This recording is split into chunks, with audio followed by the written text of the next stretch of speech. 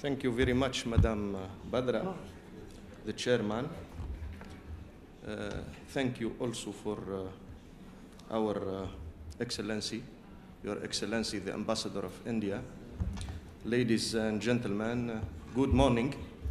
I will be brief and I hope deep also, because one of the lessons which we can learn from Mahatma Gandhi is to be brief and deep. And this is not a simple job. It's difficult to be it.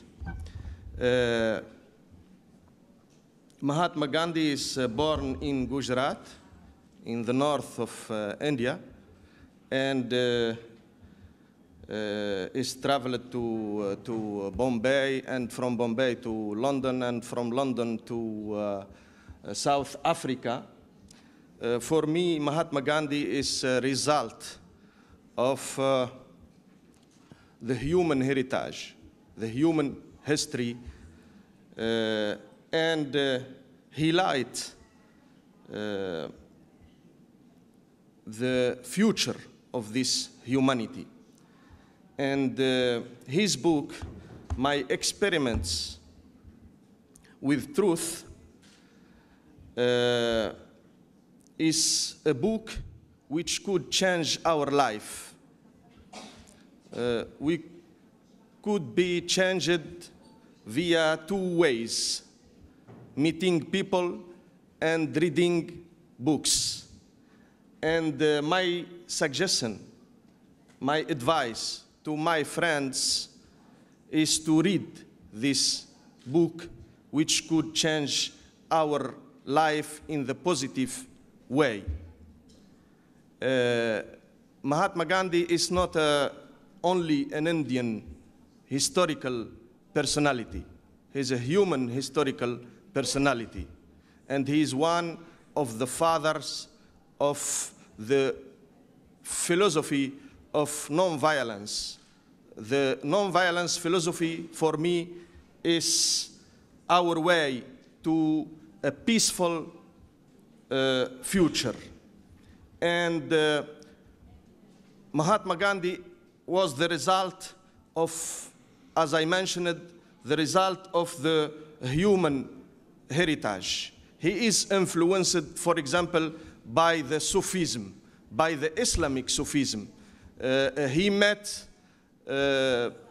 He traveled to South Africa to work for a Muslim family, and he was influenced by the Islamic Sufism, by the Islamic philosophy. We have a lot of links with the philosophy of Mahatma Gandhi, and I think we should learn from Mahatma Gandhi a lot of human values, among them the non-violence, peace, and tolerance. I repeat my suggestion again: read, please, the book of Mahatma Gandhi, the main book of Mahatma Gandhi, My Experiments with Truth, and I'm sure you will be changed in the positive way. Thank you very much, and have a nice day.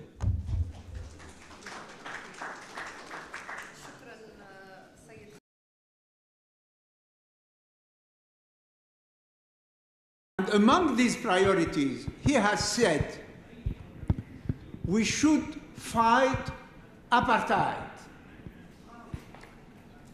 The first who has launched this struggle against apartheid and who has made of it a world issue was Mahatma Gandhi. And we should take over the legacy of Mahatma Gandhi in our country, particularly when we know that today, we were the year 1963, we are about 3 independent African countries. North Africa has introduced the fight against apartheid in the United Nations. India has done.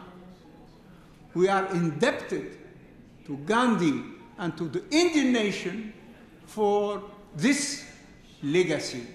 And we will take over. We have to follow up this fight till we defeat apartheid. And when we will defeat apartheid, we will go on fighting racial discrimination. The legacy of Gandhi is infinite. These are the words of Monji Slim.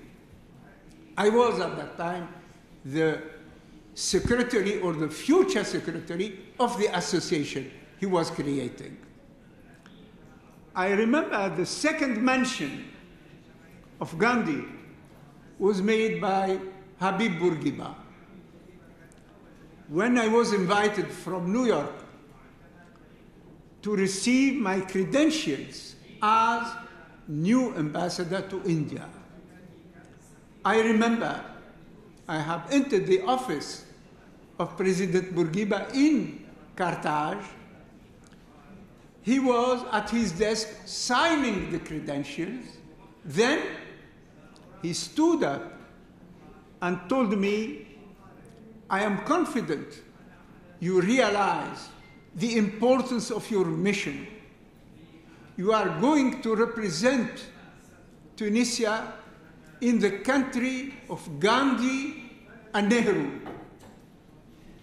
You should know how indebted the world is to Mahatma Gandhi. And you should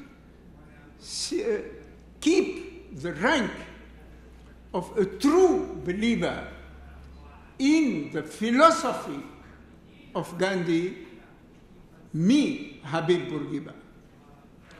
Of course, I never missed these words. And when I have presented my credentials to Mr. Sanjiva Reddy, the President of the Republic, on February 1991, these were the first sentences I have mentioned to him. I should remind also that Tunisia has inaugurated a memorial to Gandhi 2 years ago.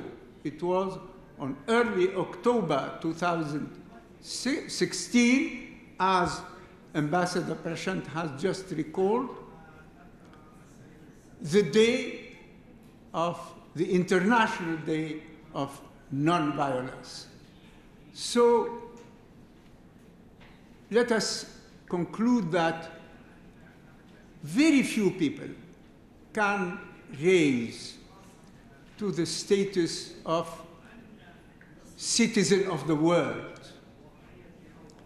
Very few people can claim the status of great soul. Very few people can be a symbol worldwide. Mahatma Gandhi was one of them. When you fight violence, insisting on international principles, on human values, on common ground, together with your adversary, this is deep philosophy. This is a way surmounting the stimulus of war within every character, within every human being. Swaraj is not only the Gandhian teaching. Swaraj is not only self-rule to be used by communities or nations. Swaraj is also a virtue of the individual. When individual is able to master his own character, his own self, his self, that is Swaraj. This concept is still valid, still relevant for individuals, for communities, and for the world. And I am happy with this symbol meeting today in honor of one of the symbols of human beings, of one citizen of the world, of the great soul, Mahatma Gandhi. Thank you.